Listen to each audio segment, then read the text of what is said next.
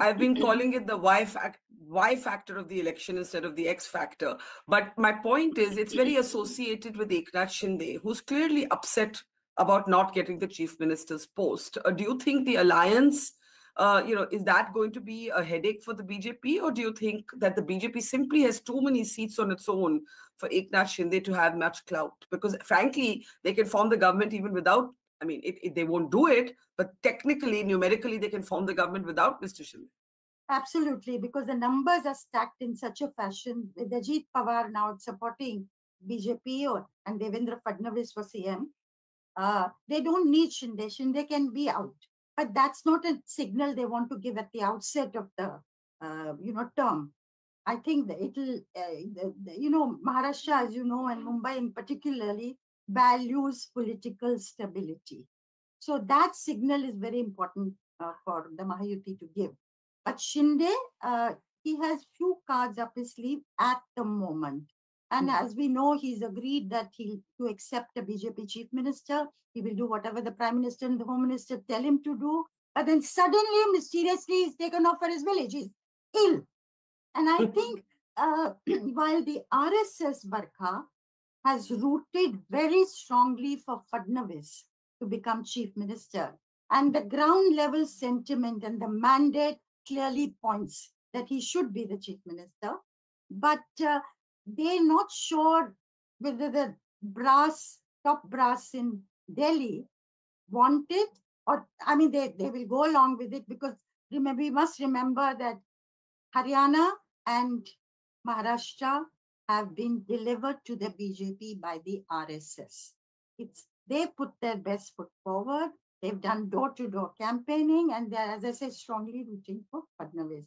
So the question that comes up is, will Eknath Shinde be an Ankush over Fadnavis?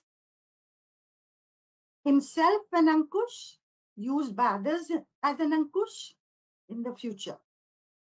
Because he has been promised what he would really like. They say that he's angling for home department is not what BJP is going to give him. He'd be very happy with urban development, PWD, irrigation, which are the weighty ministries, which are considered, the powerful ministries in a certain way. And he's agreed, I'm told, to be deputy chief minister, because he would like to be in Bombay. His team would like him to be in Bombay rather than come to the center. So the role of Shinde in the future, to rein in Fadnavis so he doesn't completely have his way unbridled. A lot of things were said about his last term in the way he did things. So I think things will fall into place, but obviously they are making Fadnavis sweat that little bit before he gets a final prize. Interesting idea of Ankush. That's how even the Lok Sabha results were seen vis-a-vis the Prime Minister. That there was a containment of this otherwise unstoppable force called Narendra Modi. Now that takes us to a very interesting question. Some analysts are arguing that Haryana and now Maharashtra, as you said, delivered by the RSS, are now showing that the BJP is learning to win elections without Modi front and center. Of course, Modi is always in the backdrop. He's the prime minister of the country. He's in his third term. Nobody can take that away from him. But he's not playing the role that he once used to play in assembly elections. Do you believe that the BJP is winning elections or learning to win elections without Modi? Or do you believe that Modi is very clearly the big brand and the voter knows that? I think it's a bit of both. Modi is still popular, or I would say he's not unpopular. He continues. But I think the BJP got a sense that possibly they had overexposed him. Because I heard these voices certainly in Uttar Pradesh during the Lok Sabha election. बहुत हो गया, वही चीज आ रही है. So I think they've also done correction there. So whether it's in Haryana or in Maharashtra, it's been the local leaders who come to the fore that much more. And that has paid them dividends. So I think they have put together, put in place a machinery, a mechanism for winning election. And that is the organization, that's also the, the working together, the schemes that have been put out, and not leaving anything to chance. They are, I mean, there's something to learn from the BJP on that score. Absolutely. What is the place of Hindutva that you see either in this campaign or going forward? And I ask this for two reasons. One, Ladki Behna is nothing to do with Hindutva. It's a social welfareism scheme. But there was a great deal of debate over Ajit Pawar's, over Yogi Adityanath's Batenge to Katenge. Even a BJP partner like Ajit Pawar objected to that slogan. The Prime Minister then comes up with Ek hai to safe hai. Now, juxtapose that also, though the BJP says we have nothing to do with it, but some of their base is rooting for it. These surveys of mosques, Sambal in Uttar Pradesh, Ajmer Chisti Dargah in Rajasthan, where the petition has been accepted, sooner or later the party, the center, the state governments where the BJP is, they will have to take a position because the court will issue notices. What is the role of this kind of hard Hindutva? One had thought that after the BJP slipped below majority, the allies, Chandrababu Naidu, Nitish Kumar, would not be in favor of that kind of Hindutva politics. Barkha, this is a question: to what extent did the Hindutva card work this time? Is something one would like to study a little more. Look at it more deeply. It is true that some Maratha vote broke away.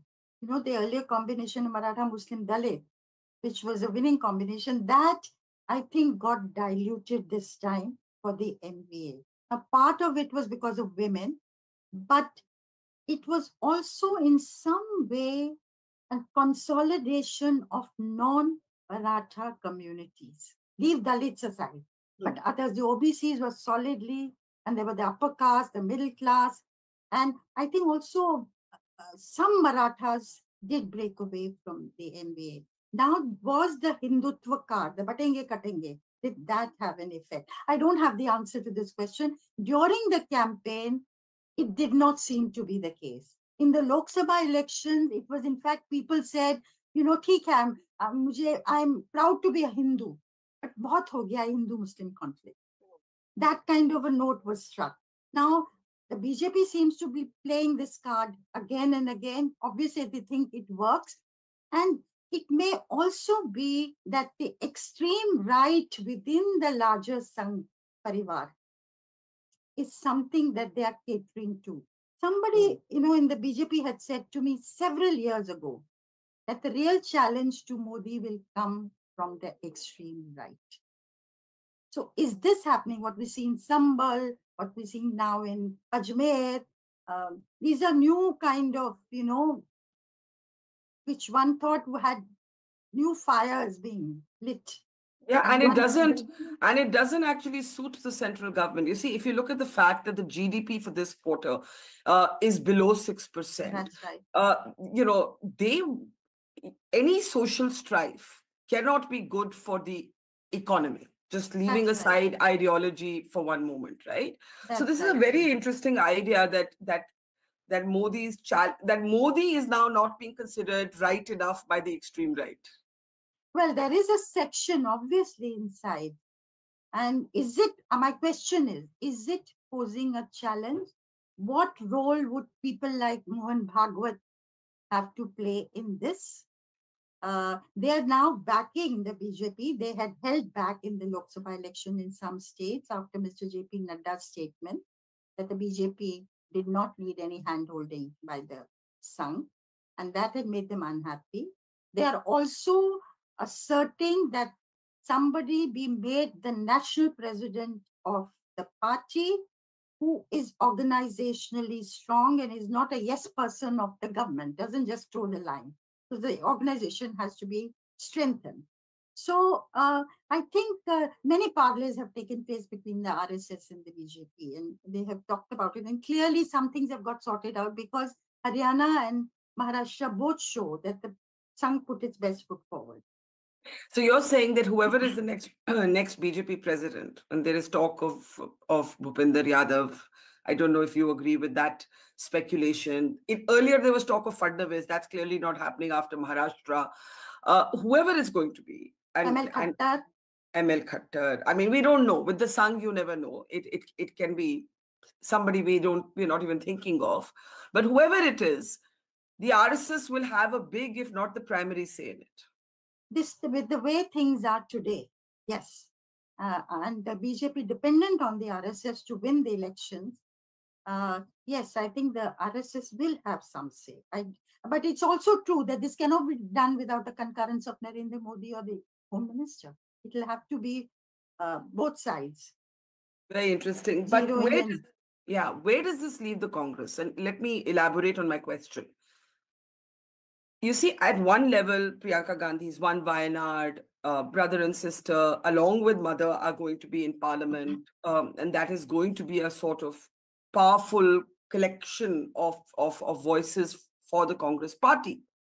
But every assembly election since the Lok Sabha verdict, the Congress has underperformed or performed poorly.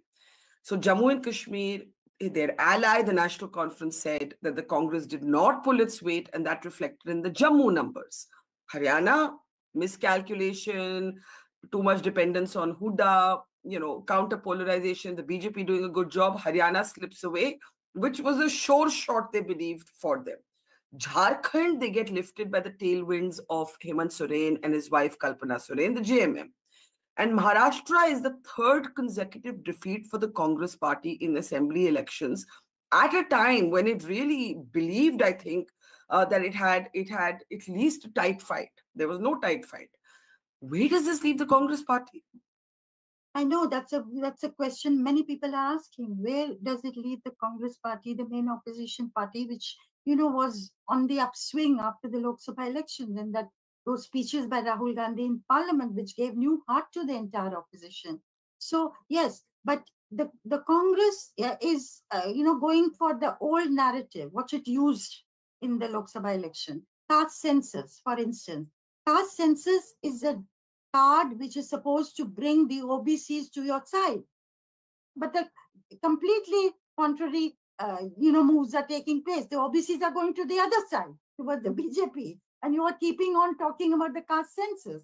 You talked about the constitution. The constitution had resonance with the Dalits and OBCs in the Lok Sabha election. They thought reservation will end for them. This time, one saw no traction on the ground, as far as the constitution was concerned. So then the Congress has not got its narrative right. Of course, people worked hard in their constituencies in Maharashtra. Is not to say they did not work hard, but the Congress's main challenge is the decimation. It's a strong word to use, of the organization of the party. And Priyanka Gandhi Vadra coming into parliament, of course, will give, with brother, they will take with brother Rahul, they'll take a very assertive stand vis-a-vis, and they'll take on the government, no doubt about it. And that should give a new impetus to the opposition also in parliament.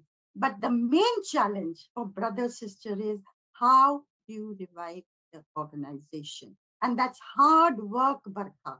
Hard, painstaking, unglamorous work that has to be done, because the Congress party has forgotten how to work hard. I hate to say this, it's become a cliche, but it's become a drawing room party.